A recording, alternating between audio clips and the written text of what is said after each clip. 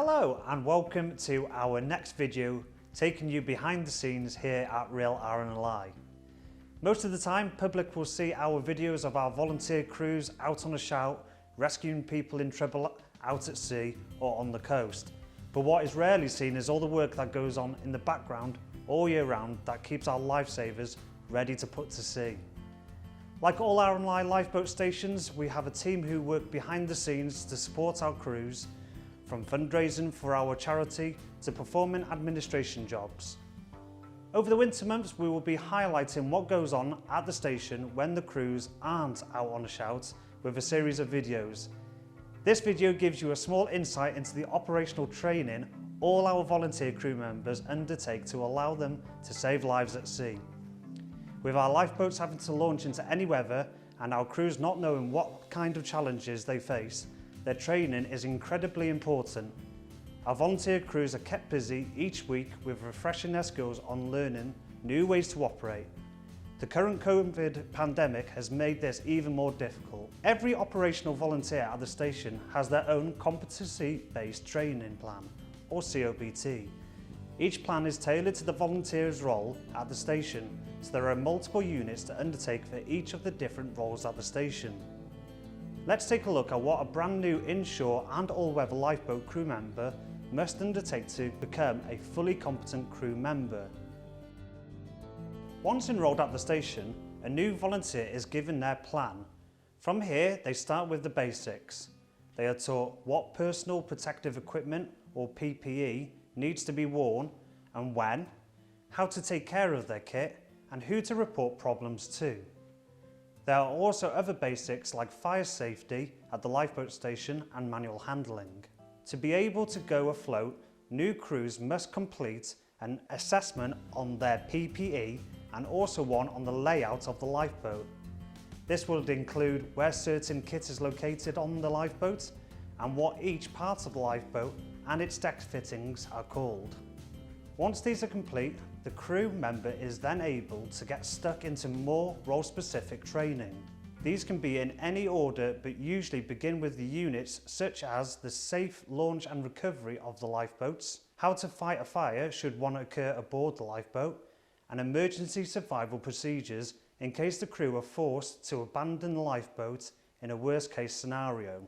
Seamanship is a key aspect of being a lifeboat crew member, from working with lines to be able to tow casualty vessels, anchoring the lifeboat and mooring the lifeboat, to basic navigation, being able to plot positions by longitude and latitude. Crew members also learn the basic rules of the road to prevent collisions with other vessels, and be able to identify buoyage day and night by their shapes, colours and lights.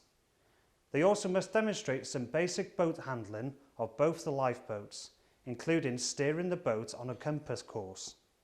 Other units include the safe use of pyrotechnics, which are used for different uses aboard the lifeboats, working safely with helicopters and operating the VHF radios. These units can be assessed by the station's own lifeboat assessor trainers. These are senior members of the crew who are able to assess the crew and pass them out. Once a crew member has completed their plan and has gained enough experience, they may decide to progress to a management role. This could be a helm in command of the inshore lifeboat. In this case, the crew member must be able to demonstrate a higher level of boat handling, seamanship, and also be able to plan and execute a search and rescue operation, such as search patterns. What we'll do is we'll do a shoreline search from the boathouse. They also must show leadership and good management of those under their command, especially whilst under pressure. Other management roles include navigator, someone who is assessed to a much higher level of both navigation on electronic kit and also paper charts. Head launchers are senior members of the shore crew. They are assessed to a much higher level of safety standards for launch and recovery of the lifeboats, and also need good management of the shore crew under their command.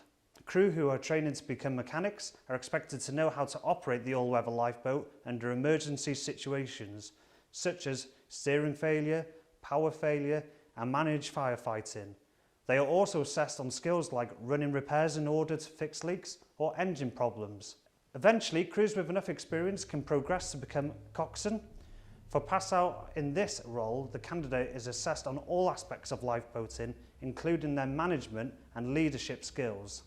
Any management roles are assessed by RNLI local assessor trainers. These are RNLI employees who visit the station when a crew member and the station feel they are ready for assessment. The local assessor trainers then carry out both a theory and operational assessments during a planned exercise, running the candidate through multiple standard and emergency scenarios to see if they have what it takes. Only once these are completed is the crew member classed as competent in their role. So thank you for joining us again today, and I hope that's given you a little bit of background knowledge to what we do here at the lifeboat station when we're not out on a shout. Please do keep tuned for our next in the series of videos, which is going to be on fundraisers. So make sure you follow our Facebook page, our Instagram and our Twitter, and that is RNLI Rhyl. Thank you very much.